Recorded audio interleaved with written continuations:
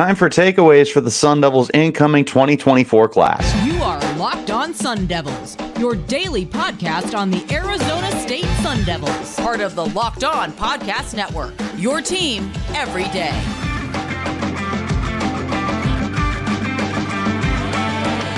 Welcome back to the Locked On Sun Devils podcast, part of the Locked On Podcast Network, your team every day.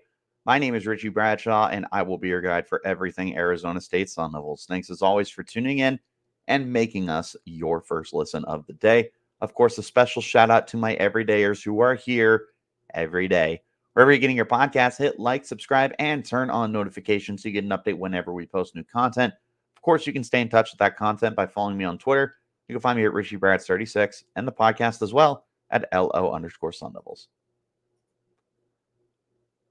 Today's episode is brought to you by Game Time. Download the Game Time app, create an account, and use code LOCKEDONCollege for $20 off of your first purchase. Ladies and gentlemen, boys and girls, Sun Devil fans alike, the 2024 recruiting class, and this will include both the incoming freshmen as well as the transfers that are coming in, is just about solidified. I mean, there's time for guys to commit. There's time for transfers to come in as well. And quite frankly, I would expect both to happen. But as of right now, the Sun Devils recruiting class has pretty much taken its shape. 17 different freshmen are going to be on their letters of intent. 14 are going to be coming in through the transfer portal, so 31 new players to the team. There's 2 more commits who have yet to commit between Elijah Besa and Colin Charles. We'll see what ends up happening with those 2. And like I said, I definitely expect there to be more transfers coming into the program as well. So there's going to be plenty of change coming. But we're still at a point where we can start having some takeaways here. On yesterday's pod, I kind of went over some of the trends that we noticed with the incoming class, particularly with the freshmen. If you guys missed that, you should check it out. I kind of break down what Kenny Dillingham's press conference yesterday was about as well. Definitely a good listen, so you're caught up on everything. But as far as today goes, we're going to be going through some of the takeaways for this team. I've got 3 major takeaways. We're going to go nice in detail on all of them, and we'll go ahead and get started with the first on my list, and that's that this 2024 recruiting class looks very similar to the 2023. Let me explain. This is particular to the freshmen that are coming in. There's 17 guys. You have 2 4-stars, which is 1 more than you had last year when it was Jaden Rashada by himself. You've got plenty of very quality 3-star players. And I look at these guys and I see some potential starters for the team. Maybe not this year, but maybe the year after that, and certainly the year following. Like, this is definitely a recruiting class that I think you found starters in. Like, it's not just bodies for having bodies. It's not filling out your roster or anything like that. There are several players on here that I think are going to be future starters for the team. And across the board, like, there's the 2 obvious ones are Jaden Fortier and Jason Brown, who I talk about on a regular basis. And funny enough, I'll talk about them towards the end of the podcast as well. But I mean, you've got a ton of new offensive linemen. You've got a ton of new defensive backs. You've made additions to your receiving core. There's a lot here that I see really good potential to unfold into very important players for you down the road.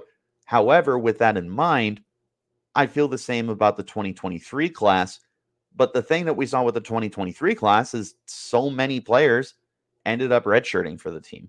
And so many players did not have as many opportunities as maybe some people would have liked to have seen from them. Like, yes, Jaden Rashada was on the field and he was a very important player, but for what it's worth, he did redshirt, but I don't know if I would necessarily lump him in with who I'm going to talk about. I mean, you look at Corbin Hendricks, Keontae Bradley, Kavian Thunderbird, Sean Russ, Sean Naa got some time, Kyson Brown got some time, CJ Fight was a full-time starter, Keith Abney was somebody who played a little bit, Elijah O'Neal, Caleb Black, Lennox Lawson.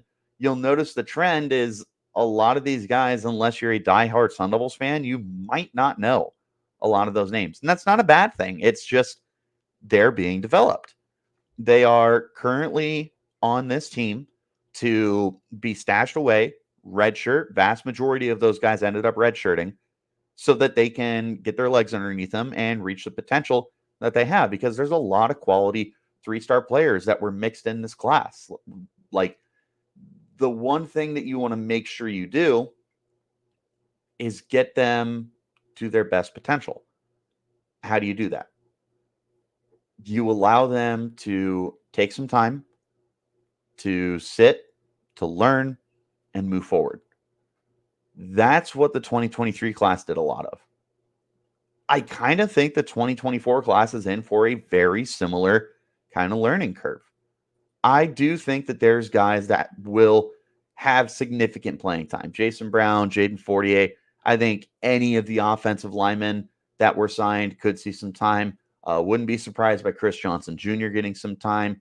Ramar Williams along the defensive line is somebody that Kenny Dillingham has brought up by name. Plas Johnson, Kenyon Floyd, the punter, I imagine is probably going to be a full-time starter for the team. There are guys that will see good playing time. But there feels like there's going to be more guys that are going to be learning, more guys that are going to be getting the practice reps, but not the in-game reps. You know, they become part of the scouting team. They become guys that are doing a lot more in the film room than they are actually on the field itself. Like, it just happens. It happens a lot in college football, but this is especially evident for Arizona State, because what are you? You're a rebuilding program. What's the best thing to do when you're a rebuilding program? Find some kids who want to be dedicated to the program, who want to show that they're all in on the Sun Devils program, and understand that they are going to have to wait their turn. In the meantime, Kenny Dillingham is all in on establishing a culture. The best way you can establish a culture is to bring in veterans who know they walk the walk and talk the talk, guys who know what a coach like Dillingham is looking for, and try and be a leader for these 17, 18, 19-year-old kids. It's just a part of the process. And that's what we saw last year. We saw a lot of veterans come in. Trey Brown, Deshaun Mallory, Shamari Simmons, Dee Ford, Troy O'Mary, Xavier Guillory, Cameron Scadaboo, Carlos Brooks, Drew Pine. You had a lot of guys that came in to this program and were very, very much a piece and an important part of establishing the culture that Kenny Dillingham is trying to establish here. You're only in year 2, so you're going to be looking at the same thing again as you are taking in another class with a lot of very young, very talented potential here, but you want them to continue to learn. And that's something that Kenny mentioned in the press conference as well, is he's not recruiting guys that are going to fit some kind of bill, right? We're not looking for the kids that are the most talented on the field. Obviously, you're going to put an emphasis on that, but Dillingham is looking for what he describes as good people. He wants guys that are going to be leaders, guys that are going to be first guy in, last guy out kind of guys. But he also wants guys that he believes are not going to leave the program after 1 year. What did you see from this freshman class? The vast majority of them are coming back. Yeah, there's some exceptions. Ashley Williams entered the portal. But as a whole, these kids are coming back. That's what you're hoping to get out of this class, because I do think this is going to be a group that is going to have to redshirt. Short of like some of these guys taking on full-time roles. And I wouldn't put it past any of them, right? Injuries happen, bad play happens, in-season transfers happen, and guys are thrust into starting lineups. Like last year, I don't think you were expecting Max Ionacre to be somebody that was going to get a ton of playing time for you, but that ended up being the case. Same with Sean Naa. Like, it was just part of the dice roll that ended up happening to the program. But you're moving on now to this next class, and this class is likely looking at the same situation. And I think that's a very good thing. I don't think it's a bad thing at all. But nonetheless, this definitely feels like a unit, like a freshman class that is going to be taking a look at, I wouldn't even call it a back seat. They're just going to be learning this year. And I think that that's going to be a very, very important thing for these guys to be able to do, is to learn, to grasp, to understand what it means to be a Sun Devil, what it means to be a player under the Kenny Dillingham scope of things. It's just a part of the learning process. And I think it's a very, very good thing. You're not Alabama. You're not Clemson. You're not Ohio State. You're not going to have a ton of freshmen that can immediately be starters, immediately be All-Americans. That takes time. So for Arizona State, I think the smartest thing they can do is let these guys develop. We're going to talk about this transfer class in just a moment, though. So make sure you stay locked in on the Locked On Sun Devils podcast, part of the Locked On Podcast Network, your team every day. I want to talk to you guys about our friends over at Game Time. Because look, when you're buying tickets to your big event, whether it's, a sports game, a comedy show, a theater show, a concert, you shouldn't need to be stressed out. And Game Time is a perfect app that's fast and easy for buying all of those kind of tickets near you, with last second deals, all-in prices, views from your seat, and a best price guarantee. It takes the guesswork out of buying tickets. You get to see your seat before you even get there, so you know exactly what to expect when you get there. All-in prices, they're going to show that total up front, so you know you're getting a great deal without any hidden fees. You can buy tickets in seconds. It's 2 easy taps, and they have tickets right up to the start of the event and even an hour after it starts. It's the place to get your last-minute tickets with flash deals, sponsored deals on tickets for football, basketball, baseball, concerts, anything else, and zone deals. You pick the section, Game Time picks the seats. We're an average of 18% savings. And the Game Time guarantee means you're getting the best price if the tickets in the same section you find are less. Same section, same row, you find them less, Game Time is going to credit you 110% of the differences. Take the guesswork out of buying your tickets with Game Time. Download the Game Time app, create an account, and use code LOCKEDONCalls for $20 off your first purchase. Terms apply. Again, create an account and redeem code LOCKEDONCollege for $20 off your first purchase. Download Game Time today. Last minute tickets, lowest price guaranteed. I appreciate you guys as always for tuning in. I also encourage you to go ahead and check out the Locked On Sports Today YouTube channel, because guess what?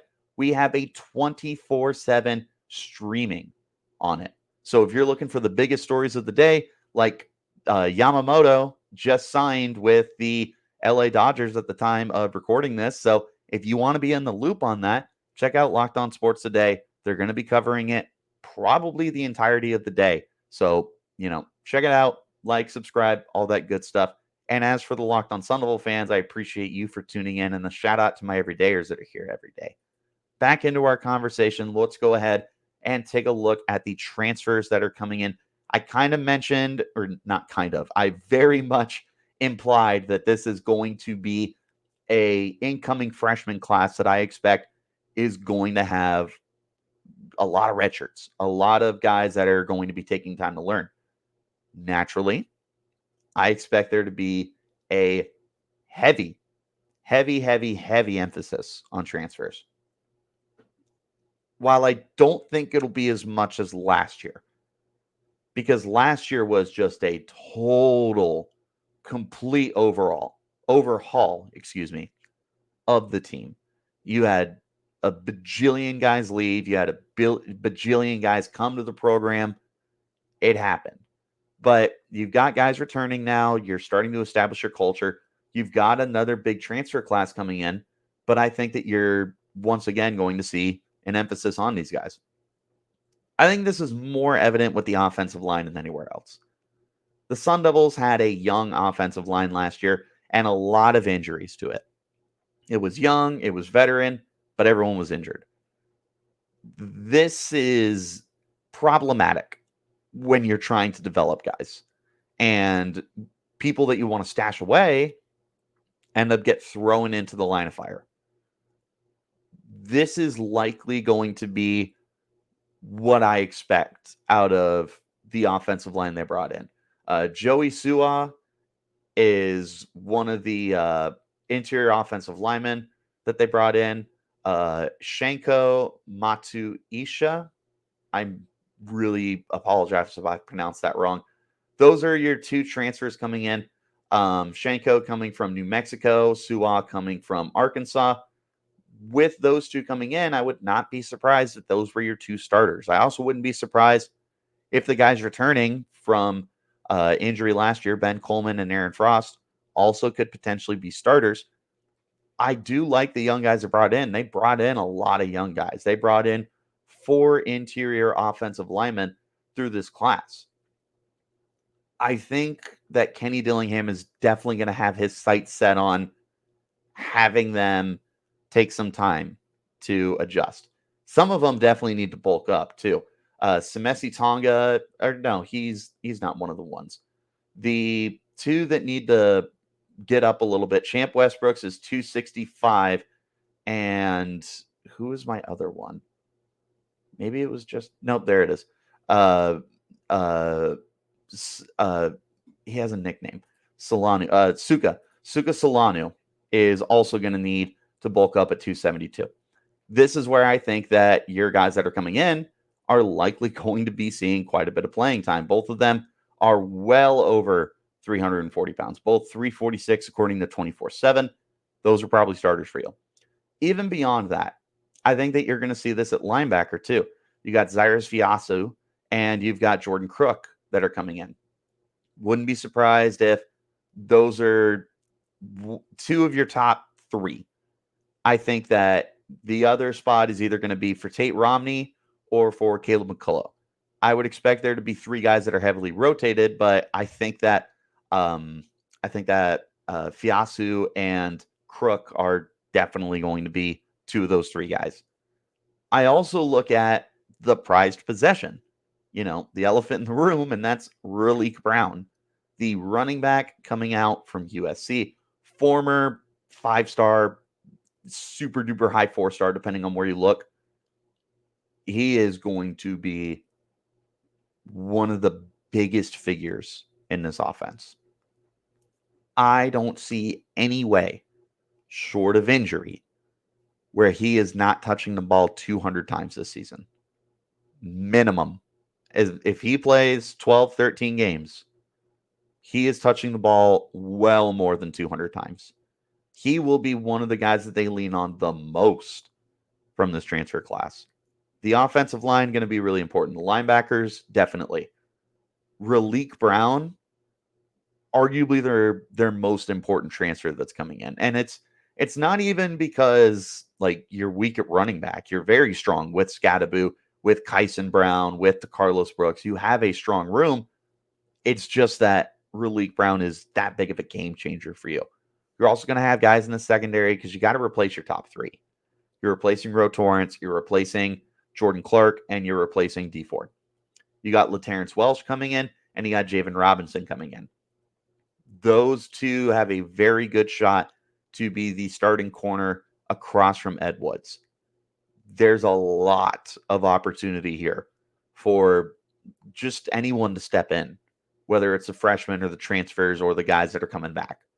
But I do think that you're going to see a heavy, heavy, heavy emphasis on these transfers once again, particularly at spots that have holes to fill, which is the offensive line, linebacker, and the secondary. They also got a safety coming in, Kamari Wilson. I don't know how big his role is going to be because you've got Shamari Simmons and you've got Zaven Alford is coming back. But again, there's a lot of guys here, and I think that a lot of them are going to be playing very important, very pivotal roles for the Sun Devils this upcoming season. There's tons of really good talent. I don't know why I did that on my camera. My apologies.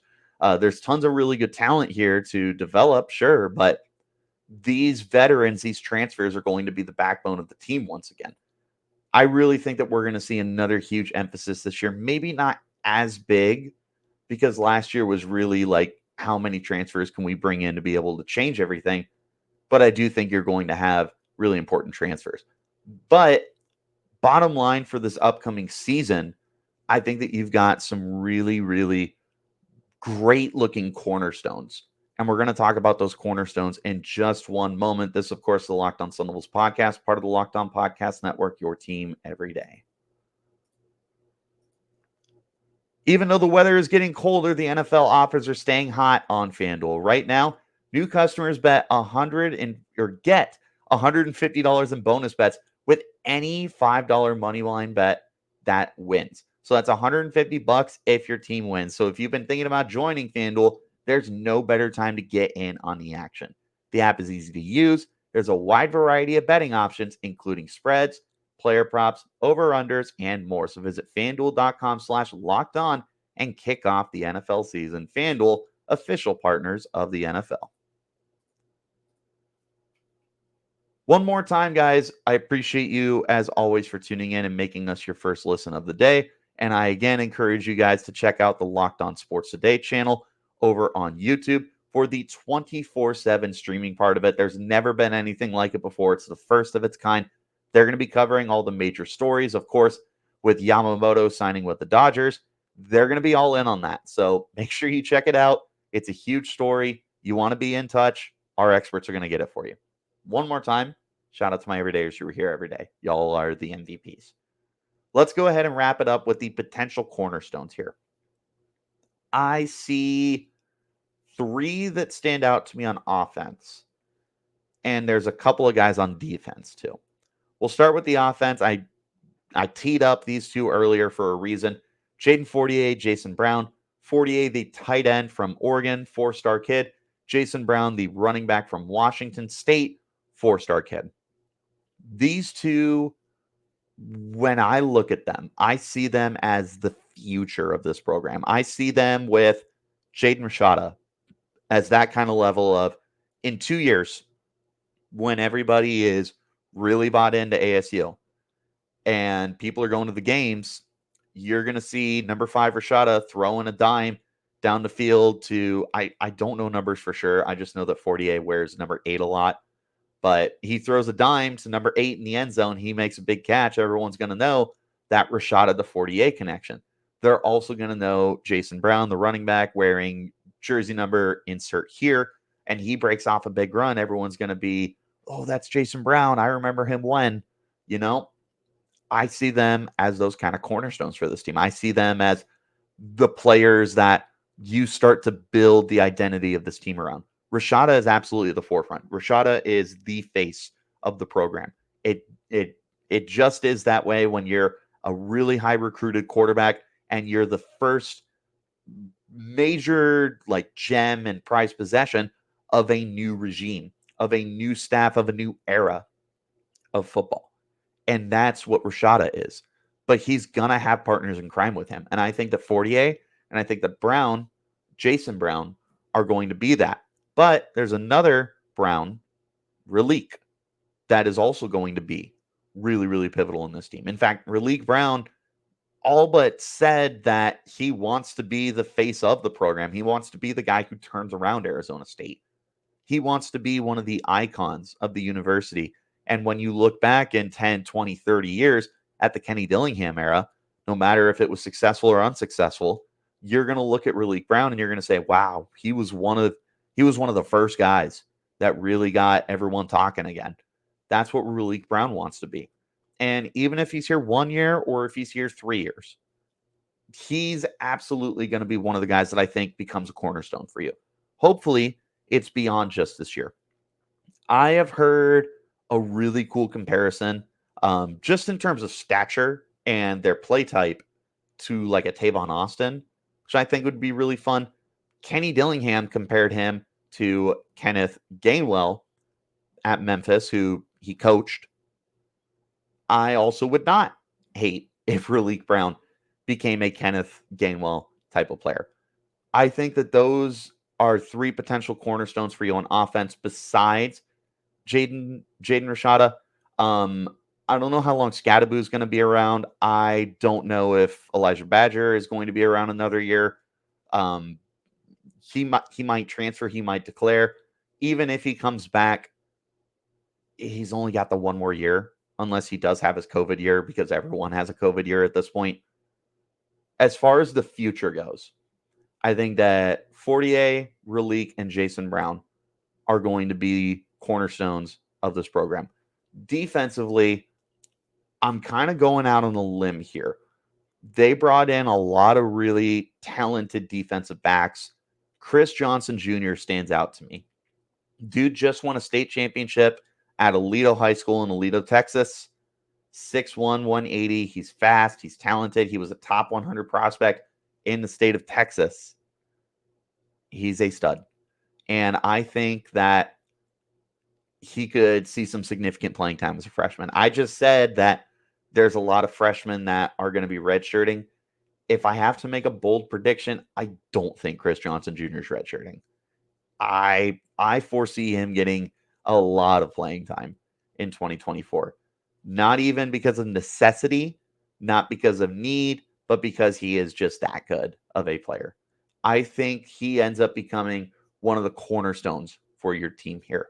I also really like, I mentioned him earlier. I said, I don't know how much he gets on the field because of the depth at safety, but Kamari Wilson is another very talented player that could find himself a niche in the secondary.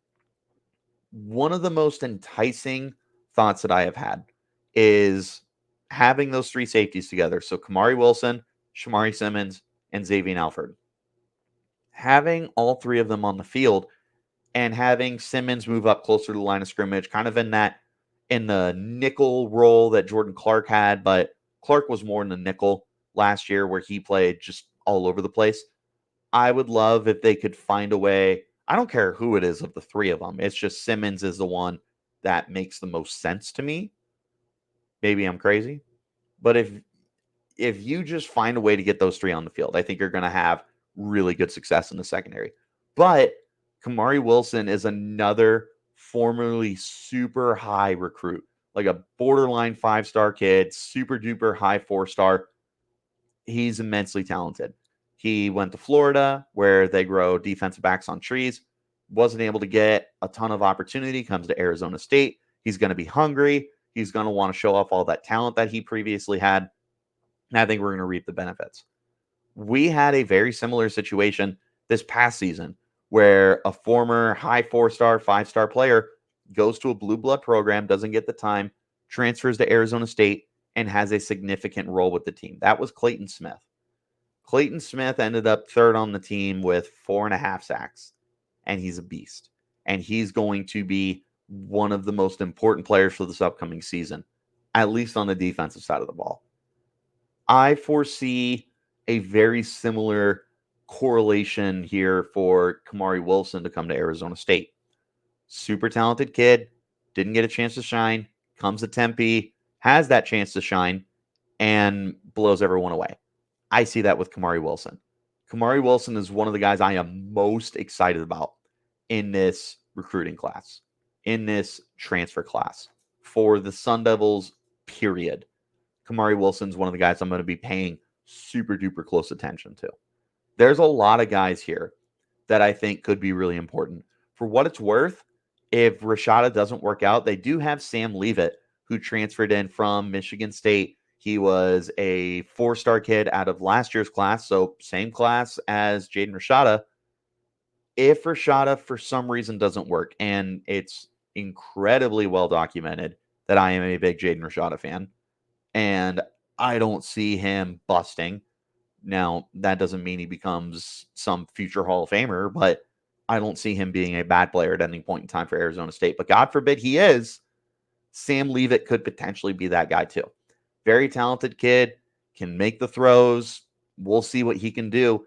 He's going to push Jaden Rashada. So that's another potential cornerstone for the team. His is just pending what happens with Rashada. Those are the guys I'm excited about. Those are my biggest takeaways.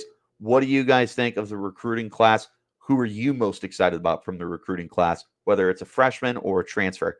Let me know in the comments. You can always hit me up on Twitter too, at Richie Bradshaw36, and the podcast as well at LO_Sun Devils. Wherever you're getting your podcasts, of course, hit like, subscribe, turn on notifications so you get an update whenever we post new content. We are so close to 700 subscribers on YouTube. If you guys would do me the biggest favor and hit that follow button, I would love you forever. I will see you guys again very soon. Just a little reminder, with it being the holidays, I will be pre-recording both Monday and Tuesday's episodes. So pending some massive breaking news, you will have kind of standard episodes, nothing breaking or anything like that. That can always change if something happens, and I'll keep you updated. So make sure that you're staying in. Till then, I'll see you then. You keep it locked right here on Locked On Sun Devils.